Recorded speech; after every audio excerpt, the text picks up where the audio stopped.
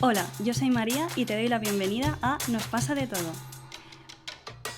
Bienvenidos y bienvenidas un día más a este podcast, este espacio en el que hablamos de temas que nos afectan en el día a día, a veces de manera casi imperceptible, pero que si al final no lo vamos atendiendo se va acumulando y llega un punto en el que nos pasa de todo. Y bueno, hoy vamos a hablar de la soledad, un tema que yo creo que nos es familiar a todo el mundo en mayor o menor medida y que bueno, aunque muchas veces queramos no sentirla, al final es una parte en realidad de información muy valiosa. Y para ello pues cuento hoy con una invitada muy especial. Ella es Irene Sánchez, psicóloga sanitaria y psicoterapeuta humanista, creadora de la plataforma Nos Vamos Entendiendo, que podéis encontrar en Instagram en @nos.vamos.entendiendo. Y bueno, ella allí comparte contenido muy guay que nos va inspirando a mirarnos hacia adentro con honestidad y empatía a través de reflexiones muy interesantes, así que os animo a seguirla. Hola Irene, bienvenida. Hola, gracias ¿Qué por la tal? presentación. Bien. Bueno, pues empezamos, entramos ya en materia. Bueno, primero aclarar que vamos a estar hablando de la soledad entendida como la soledad no elegida. Porque sí que es verdad que en castellano tenemos una sola palabra, cuando en otros idiomas muchas veces se refieren a la soledad pues elegida y la no elegida. A esa que nos provoca como más incomodidad, ¿no? Una cierta sensación de abandono. Y bueno, Irene, yo te empiezo preguntando, ¿por qué sentimos soledad las personas? ¿Qué suele haber detrás de eso? Mm. Pues mira, lo estaba pensando y es una respuesta muy obvia, pero yo creo que lo primero es sentimos soledad porque estamos solos. Y es que o sea, aunque nosotros somos animales que somos sociales y estamos hechos para estar con los demás, somos los únicos animales que tenemos autoconciencia, o sea, que sabemos que existimos y que estamos separados del otro, ¿no? Entonces, yo creo que la soledad nace de eso, de un conflicto que hay muy básico y es un conflicto que tenemos las personas con que al mismo tiempo somos sociales y necesitamos a los demás, pero sabemos que estamos solos. Entonces, de ahí, pues, Mm. sentimos esto. Entonces, ¿tú dirías que cuando tomamos conciencia de eso, realmente podemos, digamos, irnos hacia dos caminos, hacia un camino de pensar que es que realmente estamos solos, que nadie nos va a entender, y otro igual en el que podemos estar más en paz con lo que tú acabas de explicar, de decir, bueno, pues estamos solos, sí que es verdad que también vivimos en sociedad, pero sí que hay una parte con la que igual nos podemos reconciliar con lo que tú acabas de explicar. Sí, yo creo que hay una parte que efectivamente que es inevitable y que con la que nos toca convivir, y luego la otra que tú has dicho que es como me siento solo y es más incómoda esta parte y de alguna manera lo sufro el estar en soledad, que sí que puede tener que ver con que haya cosas de cómo estoy en la relación con los demás que a mí me dejan mal. Y Mm. por eso siento esta soledad, que supongo que ahora entraremos más en Sí. materia de esto. Sí, sí, yo quería entrar más en ese tema, porque claro, sí que es verdad que hay muchas veces en que, claro, está la parte que tú has dicho, ¿no? De, vale, somos seres que estamos solos, al final en nuestro camino lo recorremos en soledad, pero sí que es verdad que hay veces que a lo mejor pensamos que en ciertas cosas en las que podemos necesitar cierta ayuda o cierto apoyo, si ya de entrada pensamos que eso no va a ser acogido por nuestro entorno, ¿no? Por así decirlo, claro, ahí es donde entra esta soledad más incómoda de la que estamos hablando, que claro, ahí detrás, ¿qué hay? ¿Hay como una invalidación de necesidades a lo mejor o? Mm. Sí, a mí me parece sobre todo interesante poder ir desgranando cuando una persona, por ejemplo, si alguien viene a terapia, ¿no? Y me dice, pues es que me siento muy solo, pues ir desgranando cómo es esa soledad para esa persona en particular. Porque lo que hemos observado es que bajo este sentimiento de soledad muchas veces hay una necesidad o varias que las podemos llamar necesidades relacionales porque son necesidades que sí o sí satisfacemos en la relación con otros. Entonces, igual que, por ejemplo, sabemos que tenemos necesidades físicas como comer, ¿no? Alimentarnos para no desfallecer, pues lo mismo nos ocurre con las necesidades relacionales, que pueden ser muchas. Puede ser, por ejemplo, una persona se puede sentir sola porque no tiene contacto físico. Lo que necesita es afecto, piel con piel, ¿no? Pero otra persona se puede estar sintiendo sola por lo que tú has dicho de, no sé si has dicho invalidación, que es, pues por ejemplo, yo he contado algo a personas, a un grupo de personas y todos me han mirado como esta que hice. Y entonces me he sentido muy incomprendida, que nadie de este grupo puede entenderme y entonces me siento sola. Entonces, para cada persona, su sentimiento de soledad tendrá que ver con una necesidad o con varias necesidades relacionales. Y una vez pueda ir desgranando eso que hay de trasfondo, pues es más probable que pueda buscarlo, ¿no? Ujú. Y, por ejemplo, claro, en el ejemplo que has puesto que al final es por diferentes necesidades, cada persona tiene diferentes necesidades. Por ejemplo, si pensamos una cosa a lo mejor más fisiológica de decir, bueno, pues o sea, tengo sed, necesito beber agua, vamos a por agua y no nos lo pensamos, porque al final, ¿porque crees que en este tema más emocional nos cuesta tanto reconocer lo que necesitamos, buscarlo? O sea, ¿por qué tenemos tanta complicación en ese tema? Ay, qué pregunta tan interesante. Es la pregunta mágica, ¿no? La de oro. Sí, pues todavía no sabemos muy bien por qué nos cuesta tanto, pero de alguna manera yo creo que tiene que ver con este conflicto del que hemos hablado un poquito al principio, de que yo a la vez existo sola y necesito de los demás, ¿no? Entonces ahí yo creo que hay una lucha interna que tenemos entre estar con los demás, pero sin perdernos a nosotros mismos o sin dejar de ser individuos, ¿no? Este es el conflicto eterno que tenemos los humanos. Entonces, si yo por ejemplo, para recibir una necesidad relacional que yo puedo tener puede ser escuchada, ¿no? Que yo cuento algo que es importante para mí y que me escuchen. Pues si yo, por ejemplo, he ido aprendiendo en mi vida que para que a mí me escuchen tengo que contar las cosas de forma entretenida, graciosa, con humor, no sé, no entretenerme ahí en detalles pequeños, tal, pues aprenderé a hacerlo así, aunque en realidad, aunque a momentos puede que yo necesite ser escuchada, pues en mi tristeza, en mi enfado, lo que sea. Pero quizá yo he aprendido que si yo me acerco a mis padres o a mis amigos o a quien sea desde el enfado, desde la tristeza, no les cae tan bien. Entonces tengo que aprender a automanipularme, por así decirlo, para poder tener esa necesidad relacional satisfecha, pero que como depende también de que el otro esté, pues no siempre la podemos satisfacer limpiamente, directamente.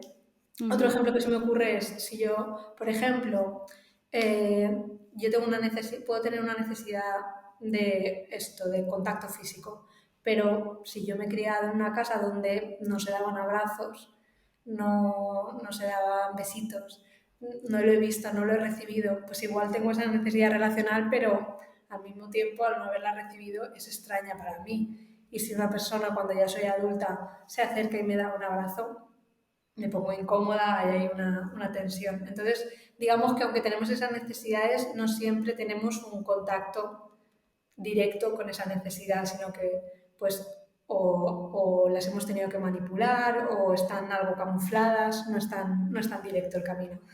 ujú. Claro, por eso al final es como una necesidad, yo a veces lo digo como cualitativa, ¿no? No es de decir, bueno, pues me siento sola, a lo mejor necesito mucha gente alrededor, sino a lo mejor ir a buscar eso que estás explicando tú, de por qué nos hemos manipulado de ciertas formas para conseguir lo que necesitábamos. Y ahí es donde Sí. entra también el tema de la información que nos da la soledad, ¿no? Porque nos está indicando de alguna forma que sí, que está bien lo que estamos buscando, pero de la manera que lo hacemos o lo que tenemos que sacrificar de nosotros para hacerlo, igual es lo que nos está causando ese malestar, ¿no? Porque estamos abandonando ahí una parte de nosotros al final. Mm.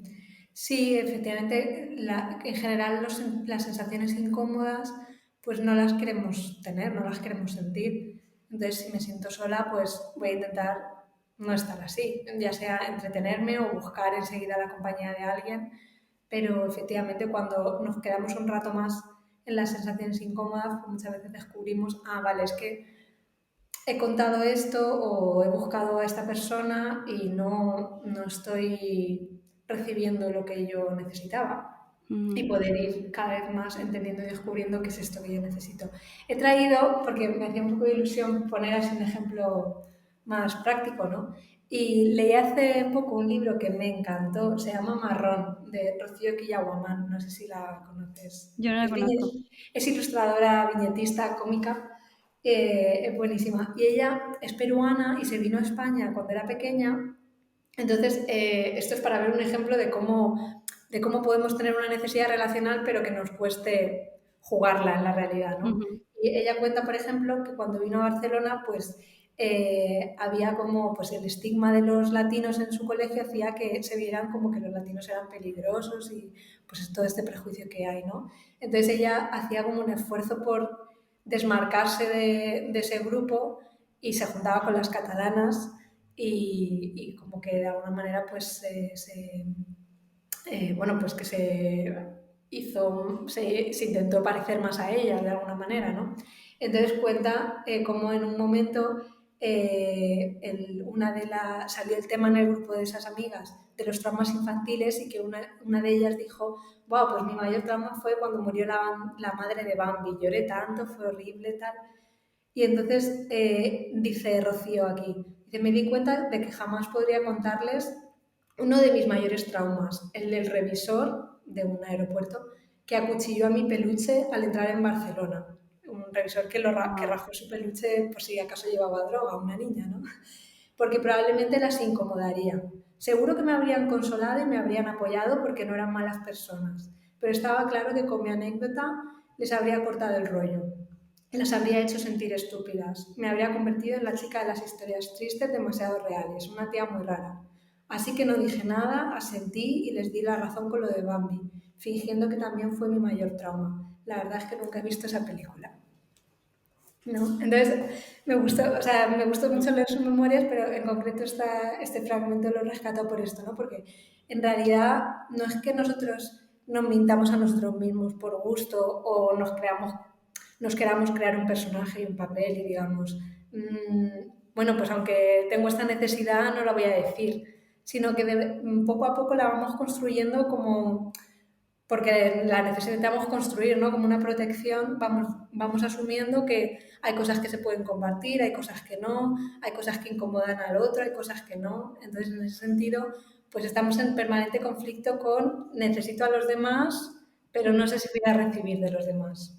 Claro. Y me gusta mucho ese ejemplo porque es muy ilustrativo, porque al final es lo que estábamos hablando antes de que, vale, ya tenía a personas a su alrededor, pero al final, si tú sientes que no puedes compartir lo que te pasa, pero claro, y también lo que acabas de decir, de que al final pues necesitamos estar con los otros y ella al final pues también tenía una necesidad y de pertenencia importante, entonces si los recursos que tenía en ese momento pues ha sido pues adaptarse de esa manera a ese grupo, pues claro, Claro, es que es un funcionó. tema complicado. Exacto. Sí, y bueno, y estaba pensando en qué otras necesidades relacionales tenemos las personas que igual no son tan, como que no las tenemos tan en cuenta. Entonces, me he hecho así como una listita, estas son las que se me han ocurrido así Me de entrada. encanta. ¿Te gusta? Sí. Digo, pues si alguien en su casa se quiere como revisar un poco, hoy pues puede ser esto lo que me pasa a mí, lo que estoy necesitando, ¿no?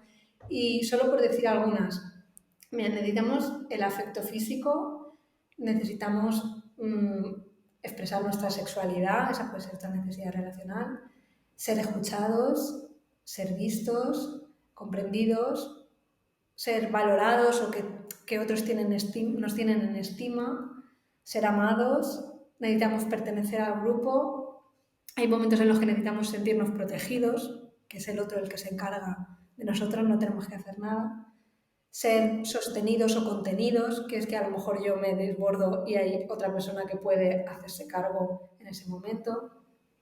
Y a veces también tenemos la necesidad de sentir que impactamos en el otro, por ejemplo, que lo que te cuento de alguna manera a ti te toca. Y he puesto también la necesidad de celebrar o que haya testigos de cosas que nos pasan. Y Ujú. ahí me he acordado, por ejemplo, de que muchas veces cuando nos pasa algo bueno, nos vamos ay, ojalá, pues a lo mejor alguien que igual ya no está en nuestra vida, ¿no? Ay, ojalá estuviera mi abuela, mi padre, quien sea, para contarle esto, ¿no? Y ahí es cuando más nos emocionamos y tiene que ver con esta necesidad relacional de compartir y celebrar lo que nos pasa. Entonces, fíjate cuántas cosas pueden ocurrir que una persona se siente sola y no sabe de esta soledad y en el trasfondo, pues estos son solo unos ejemplos, ¿no? Pero cuántas cosas puede haber. Mm. Sí, me parece súper importante la lista que has dicho porque al final son necesidades, como que decíamos antes, necesidades fisiológicas, que son, las vemos tan claras y estas a veces se nos olvidan. Se nos Mm, olvidan pensar, o sea, sí. mm, Entonces, ahí está el tema. Y bueno, y relacionándolo también con el tema de cuando no estamos identificando la necesidad que tenemos en cuestión, ¿no? A veces cuando esto pasa durante un tiempo prolongado, llegamos a tener una sensación como de vacío, ¿no? Que es como lo que has comentado antes de sensaciones incómodas que queremos evitar y aparece esta que ya no sabemos qué hacer con ella, ¿no? Entonces, ¿por qué crees que la intentamos evitar tanto? mm. Pues en general, las personas tendemos a buscar el placer y a evitar el dolor. O sea, es un básico de cómo funcionamos. Entonces, determinadas emociones y el vacío, que no sé si lo llamaría más que una emoción, es una sensación o puede ser un sentimiento, pero bueno, pues esta sensación es incómoda, es desagradable. Entonces, normalmente, pues la tendremos a querer evitar y además prestarle atención al vacío normalmente nos da información sobre cosas que nos están faltando, sobre una carencia, por ejemplo, y eso también es duro de indagar. Entonces, bueno, por ejemplo, en duelo, que ahora estoy formándome en ese tema, decimos que tenemos dos maneras de relacionarnos con el sufrimiento. Una es estar en conexión con el dolor, pues por ejemplo, si yo pierdo a una persona, podría ser recordarla, hablar de ella, mirar fotos, expresar mis emociones, ¿no? Y otra manera de relacionarnos con el dolor es la desconexión o evitarlo. Porque si estuviéramos permanentemente conectados con el dolor, pues eso, nos desbordaríamos, no podríamos ir a trabajar, no podríamos hacer todas las Mm, cosas que necesitamos hacer. Entonces la otra manera de estar con el dolor es en desconexión y eso puede ser distraerme, tapar unas emociones con otras, llenarme de actividad para no conectar. Entonces el vacío muchas veces, que el vacío puede tener que ver con estas necesidades relacionales no satisfechas que hemos mm, comentado. Pues el vacío viene eso, cuando después de estar un tiempo tapando, tapando y tapando, pues la tapadera no está, de alguna manera no nos está funcionando, no nos está dejando bien. Entonces, por ejemplo, una publicación que hice en redes sociales sobre el vacío, ahí mencioné esto, ¿no? A lo mejor yo salgo de fiesta y lo que me estoy contando es que salgo de fiesta simplemente para divertirme, pero secretamente en el fondo estoy deseando conocer a alguien especial, por ejemplo. Entonces vuelvo a casa y estoy solo en la cama o estoy sola en la cama y entonces ahí puedo conectar, de pronto puede aparecer el vacío, ¿no? O mm, yo echo de menos a alguien de mi vida y por ejemplo falleció, entonces me pongo a trabajar o a hacer hobbies, actividades todo el rato sin parar. Pues cuando paro ahí es cuando puede surgir el vacío. Entonces sí que es verdad que hay algunas actividades que son típicas de llenar vacíos. Sobre todo las que tienen que ver sí. con las adicciones, ya sea por drogas, alcohol, pero también puede ser adicción yo qué sé, a las compras, al deporte, al porno. O sea, hay un montón de cosas que hacemos a la comida, que hacemos Mm. de manera compulsiva, que muchas veces tienen que ver con pues con esta forma de relacionarnos con el dolor, ¿no? Que es llenarlo, llenarlo, llenarlo para no sentir el vacío o no conectar con lo doloroso. Mm. Sí, yo creo que al final la clave es poner mucha conciencia sobre todo lo que nos está pasando e intentar acompañarnos como podemos, porque hay veces que sí que estamos evitando, o sea, hay veces que evitamos y no nos damos cuenta, pero muchas veces lo guay es darse cuenta de decir, vale, me estoy dando cuenta de que me estoy evitando algo, e ir poniendo el foco sobre esas cosas, ¿no? Porque sí que es verdad que hay veces que nos desborda y no sabemos qué hacer con eso, entonces tú nos puedes dar, Irene, algún tip, ¿no? Algún primer pasito que hacer cuando vemos que se nos está desbordando y parece que es que la única forma es evitarlo? ¿Algún consejito así? Bueno, es que a veces la única forma es evitarlo. Es decir, yo empezaría por no penalizar las tendencias que tenemos a desconectarnos, Mm, porque son protectoras, las necesitamos. Entonces, si yo estoy en un momento de mi vida, por ejemplo, eh, yo qué sé, algo que me pudiese ahora desbordar. Estoy en un momento de mi vida en el que ¿Estrés o...? sí, por ejemplo, ¿no? Estoy muy estresada con el trabajo, no me siento valorada en él, pero al mismo tiempo no me atrevo a cambiar de trabajo, estoy en todo eso. Si ahora mismo ese nivel de estrés no me está haciendo funcionar en mi vida y tengo otra necesidad más urgente que atender, pues por ejemplo, tengo hijos y tengo que estar para ellos, o cualquier necesidad que yo tenga que ahora mismo sea como más prioritaria, más urgente, lo mejor que puedo hacer es desconectarme de mis necesidades, en este caso laborales, ¿no? Y de atender ese estrés. Si para desconectarme lo que tengo que hacer es nada más llego a casa, enchufar Netflix y verlo toda la tarde y toda la noche, pues bienvenido sea. Entonces, eso es lo que ahora estoy pudiendo hacer. Ahora bien, efectivamente, cuando nos pasamos mucho tiempo en evitación, en desconexión, y no conectamos con las necesidades, pues claro, de alguna forma eso acaba teniendo consecuencias en nuestras vidas. Como por ejemplo puede ser, pues como no conecto con esta necesidad, pues me aíslo, el aislamiento puede ser una, puede ser, pues como estoy comiendo compulsivamente, pues tengo problemas digestivos, no, puede ser en varias áreas de nuestra vida, pero al final sí que es verdad que una desconexión muy prolongada acaba teniendo esas consecuencias. Entonces, bueno, pues es lo que tú has dicho en el fondo, ir tomando conciencia de, por lo menos enterarme, ah, mira, me estoy desconectando y me desconecto así. ¿Y de qué? Y poco a poco ir pudiendo mirar, ¿y de qué me estoy desconectando? ¿Qué es esto tan peligroso? Y muchas veces necesitamos hacerlo en terapia porque solos no sabemos. Es que es como, o sea, los mecanismos son así, es la manera en la que nos la jugamos a nosotros mismos. Entonces muchas veces sin una mirada ajena no podemos ganarnos el ajedrez interno. Exacto. Y sobre todo también eso, ¿no? De acompañarnos desde el punto en el que estamos, no pensando de, buah, estoy evitando esto y ya lo estoy haciendo súper mal y debería ya, pues en el súper ideal de no evitarlo. No, si es lo mejor que puedo hacer en ese momento, por lo menos eso, no penalizarme por eso. Exacto, sí. Y empezar a observarlo, empezar a observar, ah, mira, ahora mismo estoy, por ejemplo, estoy comprando compulsivamente. ¿Qué me ha pasado que... Empezar a preguntarlo, ¿no? ¿Qué me ha pasado justo antes de decidir salir a comprar? Ah, me he Mm, llevado este chasco. Vale, ya estás sabiendo mucho más, ya estás siendo mucho más consciente y ya vas sabiendo más de lo que estás evitando.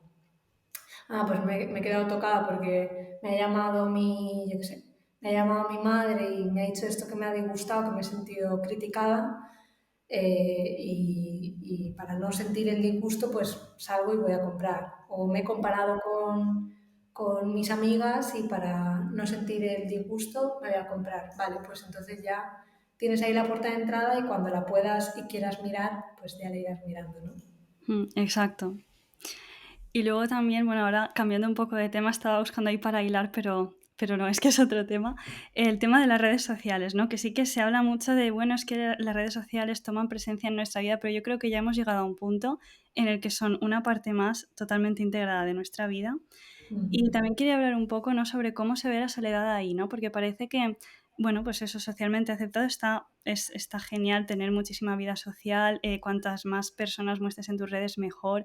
Y entonces al final si, claro, si lo que estamos hablando ahora, eso no se ve, no está representado en ningún sitio, que parece que al final no existe. Y no sé, ¿tú crees que eso también contribuye a que, digamos, se vaya haciendo más bucle cuando estamos en esa sensación y no encontremos formas de acompañarla porque pensamos que igual está mal sentirnos así? O sea, lo que tú estás diciendo es que cuando nos sentimos solos utilizamos las redes sociales y que eso es un bucle o... También, no, pero sobre todo me refería a que como que en las redes sociales se muestra como ¿cómo decirlo? Como que estas cosas no se muestran, es decir, es como si sentirse solo estuviera mal, en plan, como que si pasara algo, entonces porque siempre hay Ah, como mucha exposición como de vida social. No sé si ujú. me explico. Sí, sí, ya lo he entendido. Claro, que ves la parte idealizada, ¿no? De las Sí. relaciones y de cómo nos manejamos. Sí, yo en ese sentido intento tener una mirada comprensiva de para qué nos está sirviendo mostrar solo lo bueno en las redes sociales. Mm, Y es que realmente, a ver cómo lo digo, realmente es poner algo que a nosotras mismas nos está doliendo o, o que nos está haciendo sufrir. Es complicado si no sabes que hay otra persona ahí detrás que te puede sostener, o sea, que te puede escuchar, etcétera. Entonces, me parece casi que lo más natural del mundo que en redes sociales se comparta lo divertido, lo idealizado y lo estupendo y no tanto lo doloroso. No sé si mm, es un tema de que, porque hay una tendencia a decir, vamos a decir también cuando estamos mal, etcétera, pero es que muchas veces, si uno está, hay emociones que son más hacia adentro. La tristeza, por ejemplo, la tristeza normalmente no nos lleva a coger una cámara y decir, estoy triste por esto y por lo otro. La tristeza muchas veces nos lleva a recluirnos, a buscar el autoconsuelo, etcétera. Entonces, casi que la salida ahí que yo encuentro es poder empezar a ver las redes como eso, como esta mm, parte tan sesgada que mostramos naturalmente, pero que está muy sesgada. Y sí, igual sí que nos faltan otros ámbitos de nuestra vida donde podamos compartir con otras personas. A mí, por ejemplo, me ayudó mucho. Yo entré en una formación de terapia Gestalt, que es una terapia donde se trabaja la parte personal, o sea, cada uno hace también su mm, proceso terapéutico, ¿no? Y lo que más me impactó fue eso, fue empezar a escuchar cómo otras personas sufren y de qué cosas sufren y lo solos que estamos cada uno en nuestra locura interna, ¿no? Entonces, hasta que no había escuchado los testimonios de otros, pues de alguna manera no sabía lo jodidos que estamos todos en realidad. sí. Entonces, sí, igual complementar la exposición con redes con, no sé, o cualquier otro círculo, a veces son un grupo de 4 amigos, donde sí que se pueda hablar un poco más de todas estas cosas. Sí, yo creo que la clave está ahí porque a lo mejor como tiene tanta presencia en nuestra vida las redes sociales, llega un momento en el que a lo mejor estamos pasando más tiempo socialmente ahí que a lo mejor en un contacto en persona y lo que estabas diciendo tú, que al final emociones pues más difíciles o tal, necesitas el contacto directo y entonces a lo mejor buscar esto pues a través de las redes sociales, por ejemplo, que no ves realmente, no sé cómo explicar, como que no estás realmente ahí con la otra persona, entonces a lo mejor no sabes realmente cómo está reaccionando, si lo está cogiendo, qué está pasando, entonces ahí entran ahí tus neuras en plan de mal, entonces como que dices, ya me siento muy expuesto, tal, entonces yo creo que es muy importante eso, es saber complementarlo con la realidad al final, porque es que hay tanto filtro, tanto que al final Mm. no es realidad, las redes sociales. Sí, y las personas yo creo que nos movemos mucho en lo concreto, en el de tú a tú. Mm, No sé muy bien por qué, pero nos vinculamos en diadas, lo llamamos en terapia, que es en una relación de dos. Incluso si yo tengo un grupo de amigos de 3, 4, 5, 20, las relaciones las voy teniendo con cada uno. Entonces, en redes sociales eso se diluye un poco. Es como tú cuentas algo y lo sacas como al mundo. Pero el mm, contacto que mejor nos deja suele ser el contacto de tú a tú, lo concreto, la disponibilidad, o sea, saber que puedes volver a contar con esa persona, no que te va a leer si es que te lee cuando sea, cierta consistencia. No sé, por ejemplo, me repito con el tema del duelo, pero como ahora lo tengo fresco, en los testimonios del trabajo que hacen personas que están elaborando su duelo, en la parte, digamos, de elaborar lo que echan de menos de las relaciones, pues muchas veces ni siquiera son palabras, en plan, no echo de menos cosas que me decía. Lo que suele echar la gente de menos es lo que le transmitía el ser querido con su mera presencia y entonces se van a escenas como la manera en la que cuando llegábamos a su casa nos recibía con mm, esa alegría o que me traía siempre la merienda, cosas así que tienen que ver con esto, con la presencia, con la consistencia. Entonces, pues eso, ese nivel de vínculo, pues no se puede, como que no se puede llegar por esa vía. Sirven las redes y más para otras cosas. Exacto.